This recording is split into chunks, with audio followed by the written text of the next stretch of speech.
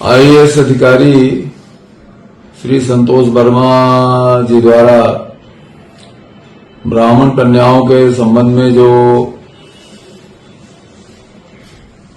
अपमानजनक टिप्पणी किया है, उसके संबंध में मैंने श्री वर्मा के आचरण और आईएएस कैसे वो बने और उनका आपराधिक रिकॉर्ड क्या है, इस संबंध में मैंने आदरणीय जितेंद्र सिंह जी जो कार्मिक विभाग के राज्य मंत्री हैं, उनको मैंने पत्र लिखा है और उस पत्र में मैंने उल्लेख किया है कि एक तो ये भारतीय प्रशासनिक सेवा की जो संतोष वर्मा आचार संहिता है उसका उल्लंघन है। दूसरा, ये अनुसूचित जाति वर्ग के हैं, लेकिन इन्होंने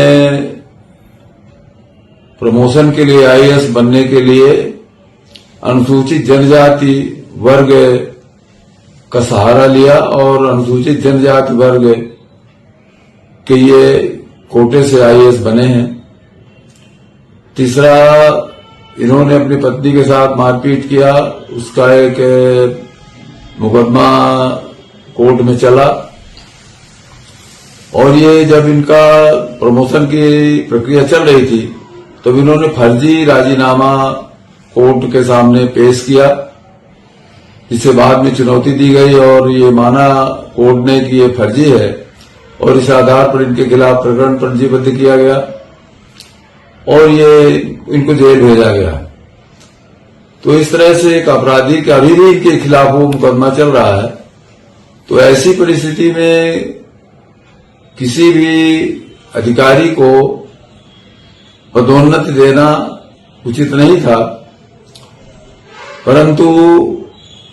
अब इसकी जांच होनी चाहिए। मैंने जो तथ्य दिया है, मैंने आदरणीय जितेंद्र सिंह जी को जो पत्र प्रेषित किया उसमें ये मांग की है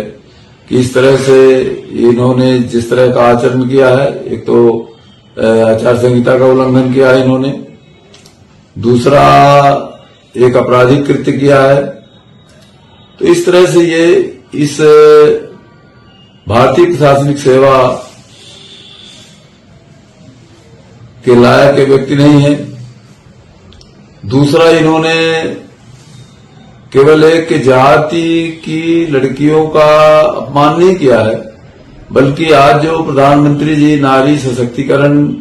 अभियान जिन्होंने चलाया और उसके सुखद परिणाम सामने आ रहे हैं, उस अभियान को इनकी मानसिकता वाले व्यक्ति कैसे बढ़ा पाएंगे, इस पर एक प्रश्न चिन्ह है। और मैं समझता हूं कि ऐसे व्यक्ति को भारतीय प्रशासनिक सेवा पद पर बने रखना उचित नहीं होगा। और बाकी जो इन्होंने कूट रचना कर गलत ढंग से अनुसूचित जाति वर्ग के होते हुए भी अनुसूचित जनजाति वर्ग के माध्यम से ये आईएएस बने और आपराधिक प्रकरण होते हुए भी इन्होंने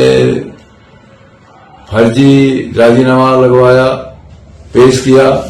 उस पर इनका प्रकरण चल ही रहा है। तो इस तरह से ये इनके ऊपर एक आपराधिक प्रकरण तो अपने ढंग से चलेगा, लेकिन ये भारतीय प्रशासनिक सेवा के में काम करने लायक व्यक्ति नहीं है और इनके खिलाफ जांच कर कार्रवाई की जाए।